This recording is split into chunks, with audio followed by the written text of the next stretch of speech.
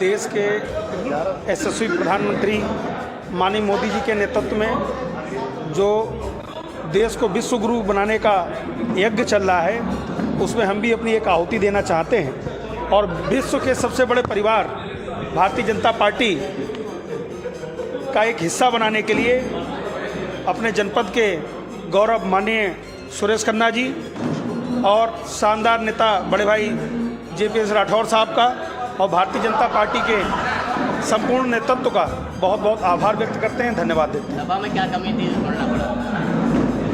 वो एक स्कूल था, अब एक विश्वविद्यालय में एडमिशन लिया है।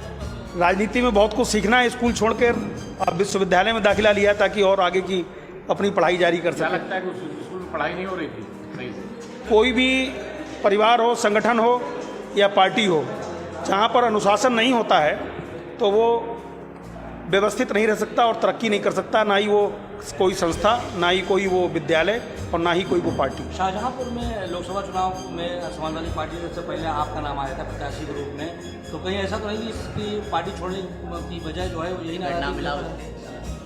ये टिकट कोई बहुत बड़ी चीज़ नहीं है। टिकट मांगने का पार्टी में रह के सभी को अधिकार है। टिकट देना पार्टी के नेतृत्व का निर्णय होता है। टिकट ना मिलने की वजह से पार्टी छोड़ना कोई बड़ी वजह नहीं है, लेकिन हाँ, फिर भी जो भी कार्यकर्ता अगर पार्टी में काम करता है तो उसको उम्मीद होती है कि पार्टी में उसको मौका मिलना चाहिए, उसको अवसर मिलना चाहिए। जब कुछ देने की बात आई, पिछले काफ़ी लंबे समय से संघर्ष कर रहे हैं, तो प्रत्याशी के रूप में, जबकि ये अनुसूचित जाति के लिए आरक्षित सीट है, फिर भी जो व्यक्ति अनुसूचित जाति का है ही नहीं, फर्जी व्यक्ति को पता नहीं कहाँ से लाकर, जिसका स्थायी निवास भी किसी को पता नहीं है, किस जगह के रहने वाले हैं, बर्थ प्लेस क्या है, वहाँ एक ऐसे प्रत्याशी को लाके यहाँ जिसका जनपद शाहजहांपुर की 90% जनता विरोध कर रही है, फिर भी उसको यहाँ से प्रत्याशी बना दिया गया। तो हमको ही नहीं, पार्टी के लगभग सभी समर्पित लोगों को इसका कष्ट है और जनपद के सभी जनपदवासियों को भी कहीं ना कहीं इससे बहुत कष्ट है। उनका कहना है कि 10 लाख, पहली बार 10 लाख पार समाजवादी पार्टी का पहली बार 10 लाख। हमें तो लगता है 1 लाख पार हो जाए, यही बहुत बड़ी बात है। दूसरा, अभी आपने कहा कि मोदी जी की नीतियों से प्रभावित होकर के आपने पार्टी ज्वाइन की है भाजपा, तो ये चुनाव के समय क्यों नीतियाँ उनकी अच्छी लगने लगती हैं बीच में? कि हर चीज़ का एक समय होता है। मैं विद्यार्थी परिषद से जुड़ा रहा, अखिल भारतीय विद्यार्थी परिषद से कॉलेज प्रमुख रहा।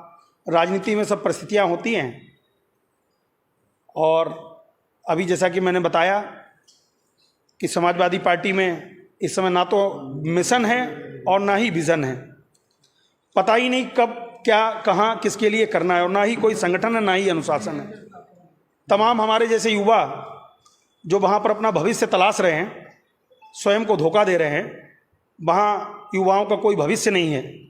इसलिए जब मुझे ये एहसास हुआ कि वहाँ निष्ठावान, ईमानदार, वफादार लोगों की कदर नहीं है, तो क्यों ना मोदी जी के उस यज्ञ में जो देश को विश्व गुरु बनाने की ओर हो रहा है, उसमें अपनी भी आहुति दी जाए। बस यही सोचकर मैंने भारतीय जनता पार्टी का दामन पकड़ा।